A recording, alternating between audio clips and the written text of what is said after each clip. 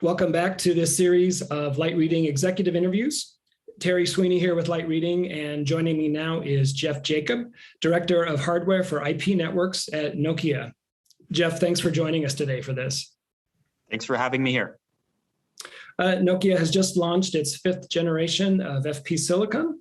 The company has long focused on in-house silicon. I don't need to tell you that. Talk a bit about how this fits with the strategy. What are you guys trying to do with this? So we've spent about 2 decades developing our FP silicon. We just announced FP5.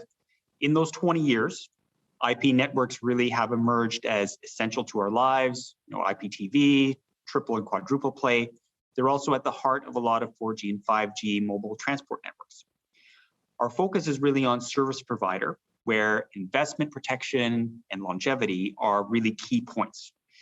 Service provider investment cycles can last 5 to 10 years or more for a chassis. We have an excellent track record of quality and stability with FP silicon, again, that spans nearly 2 decades of continuous evolution and investment protection. This was always focused on low total cost of ownership. With one chipset, we can cover high-scale aggregation, edge, core, and peering markets. FP provides the silicon versatility and programmability that our customers like and want. So really for us, everything just ties back to our FP5 launch tag of mastering the unexpected. So those are some pretty long development times, and obviously require Nokia to remain flexible and agile during those periods. Why was this the right time to actually release this new generation of silicon? Good question. So within IP routing, we generally talk about platforms, features, and capabilities when they're ready for market. Our engineering and our test teams are really organized around that principle. When we introduced FP4, it was really revolutionary at the time. FP5 is very much evolutionary, where we took the next steps needed to bring what we see were the next big set of capabilities to market.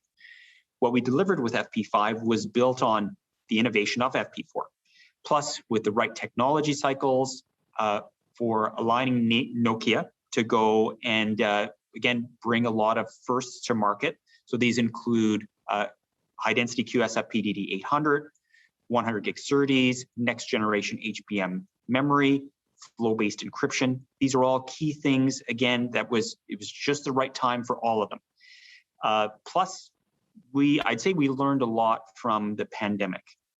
Service providers, really, they don't hope for the best, they prepare for the worst.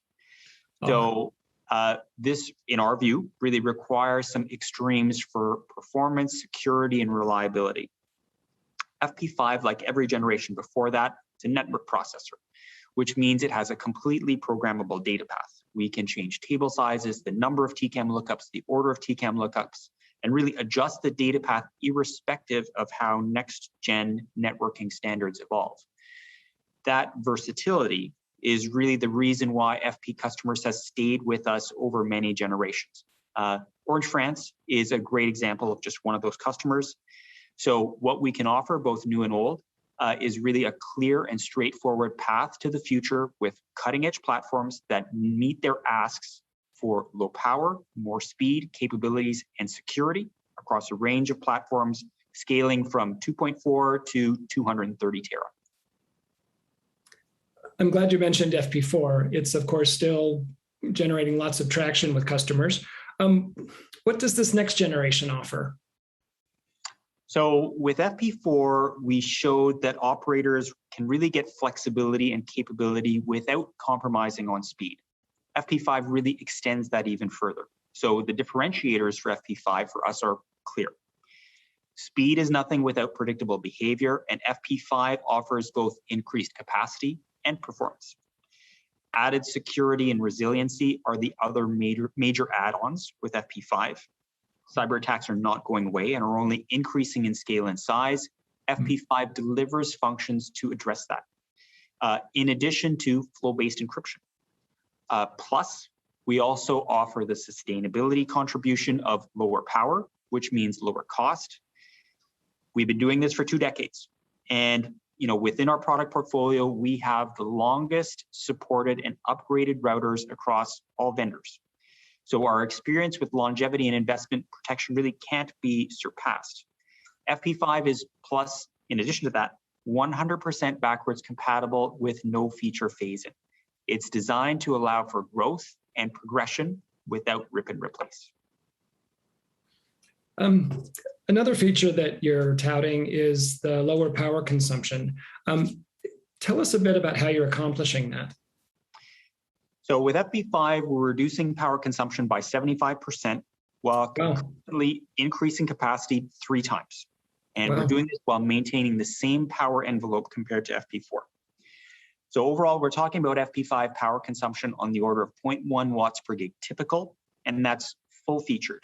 And 0.1 watts per gig also includes encryption.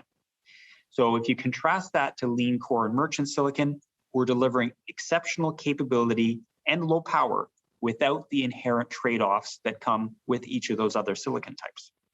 Now, the formula on how we did this involves many different aspects that build not only on our mechanical design, but combine that with power density optimization. Before we started with FP5, we did a lot of simulation of different configurations and capacities before finalizing on the go-to-market plan with FP5. And really what you're seeing now is the fruit of that labor. By tuning ASIC capacity, ASIC packaging, SerDes, mechanical design, and cooling design, we're not only delivering really low power, but concurrently an ability to cool 800 gig coherent optics in all cages without having to run fans at max speed or de-stuff cages. It's low power consumption, full featured, fully buffered, with line rate memories everywhere, and a true ability to support coherent optics without compromise. Great context, Jeff. In conclusion, take us out with a summary of how you see Nokia differentiating its own approach with silicon from other vendors. Sure. So speed and power are indeed key drivers in all next generation network decisions, but this is typically where a lot of conversations end. We, however, believe that capabilities matter. We believe that you should not have to get dumb to go fast. Every generation of FP silicon has consistently provided many industry firsts, and we continue to build on that with the release of FP5, combining really low power consumption on top of all FP5 platform and value add. We continue to focus really on our no compromise design philosophy. Jeff, thanks for the update on FP5 silicon. I appreciate you joining us for this Light Reading Executive Chat. Great. Thanks very much, Terry. We've been talking with Jeff Jakab, Director of Hardware for IP Networks with Nokia. This has been Terry Sweeney for Light Reading. Thanks for joining us, and we'll see you next time.